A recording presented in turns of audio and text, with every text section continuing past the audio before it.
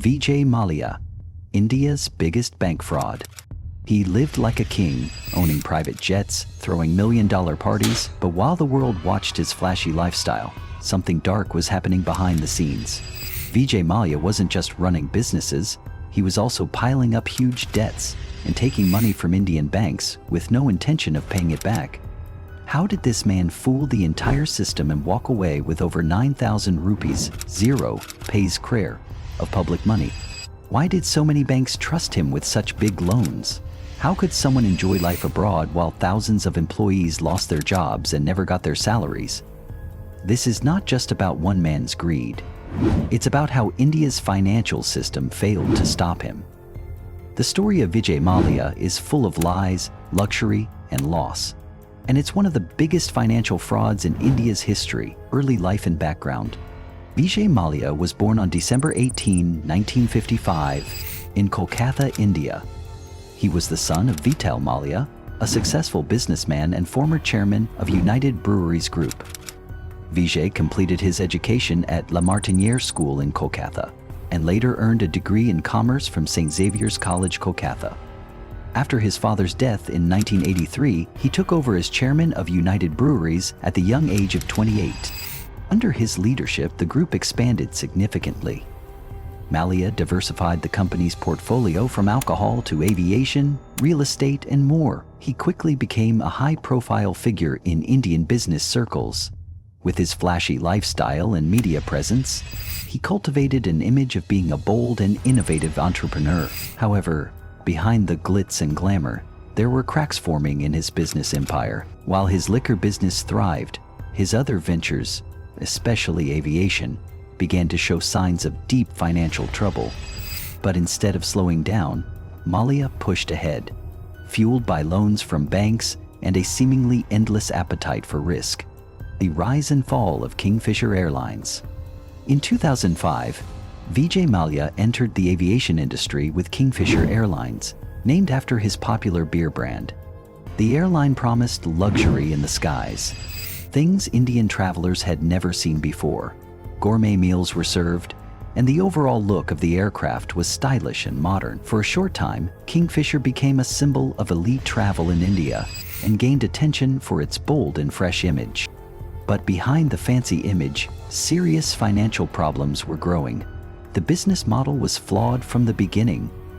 The cost of maintaining luxury services was too high, especially in an industry known for thin profit margins. Add to that the rising fuel prices, poor planning of flight routes, and frequent delays. Kingfisher was losing money fast. Still, Mallya kept spending big and took a risky step. That decision backfired. By 2012, Kingfisher had collapsed. Planes were grounded, thousands of workers were left without jobs or salaries, and unpaid loans piled up. The airline had borrowed over 9,000 rupees, zero paise crore, from Indian banks, money that was never returned. Mallya's refusal to pay back the debt, combined with his ongoing lavish lifestyle, made headlines and angered the public. What started as a dream to change Indian aviation ended as one of the biggest financial disasters in the country's history. As Kingfisher Airlines came crashing down, people started asking hard questions. Where did all the money go? The deeper the investigators looked, the more shocking the truth became. It turned out that many of the loans given to Mallya were based on overhyped brand value, poor security, and barely any solid business plan. It wasn't just bad luck or business failure anymore. It looked like Mallya had taken loans with no intention of paying them back. This wasn't just carelessness. It was fraud, clear and deliberate. Soon, India's top investigative agencies, the Central Bureau of Investigation, CBI, and the Enforcement Directorate stepped in. Their findings revealed a disturbing pattern. Mallya had been using the money not to save the airline, but to fund his luxury lifestyle, private jets, villas, parties, and more. Under the Prevention of Money Laundering Act, he was officially charged. 17 major banks had been cheated, and the total fraud was massive. Mallya's actions weren't just affecting his company, they had put a huge dent in the Indian banking system. Then came the final twist. In March 2016, just days before an Indian court issued a warrant for his arrest, Mallya quietly slipped out of the country and flew to the UK. He ignored multiple summons and refused to come back. His escape created a national outcry.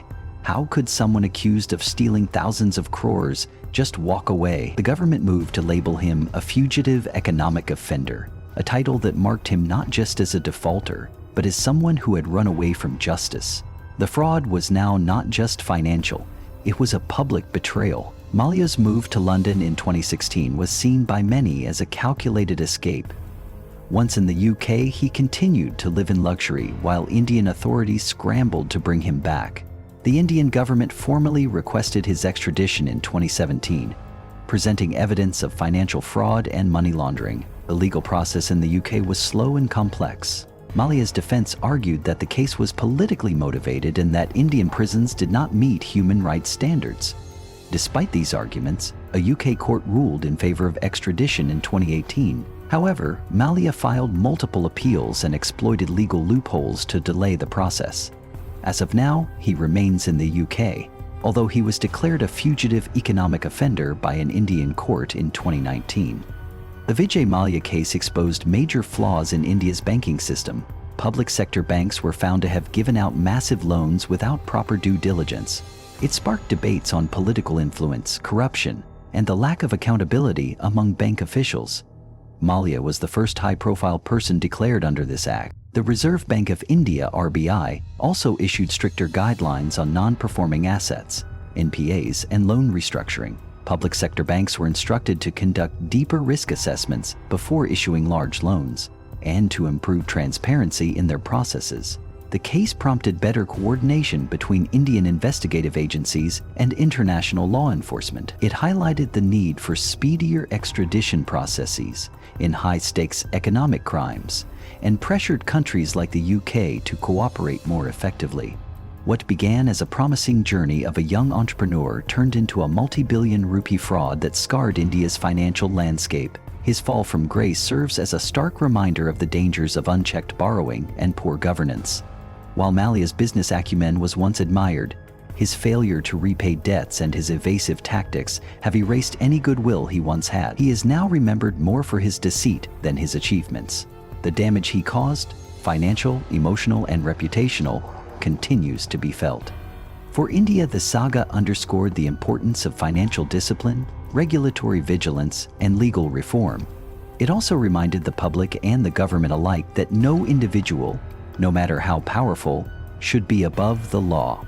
Vijay Mallya's name is now synonymous with one of the biggest financial scandals in Indian history. From a billionaire business tycoon to a fugitive economic offender, his journey reflects how unchecked ambition, weak oversight, and systemic failures can lead to national embarrassment. His case has become a turning point in India's approach to financial fraud, forcing change, inspiring reform, and serving as a powerful lesson for future generations. Now the big question remains, should someone like Mallya ever be trusted again in the business world? Or has his legacy been permanently stained by greed and betrayal? His case continues to divide opinions and spark debates, even years later. If you found this story shocking or eye-opening, don't forget to like, share, and subscribe for more powerful stories like this. Let us know in the comments what you think. Was this just business gone wrong, or was it a well-planned scam from the start? Your thoughts matter. See you in the next video.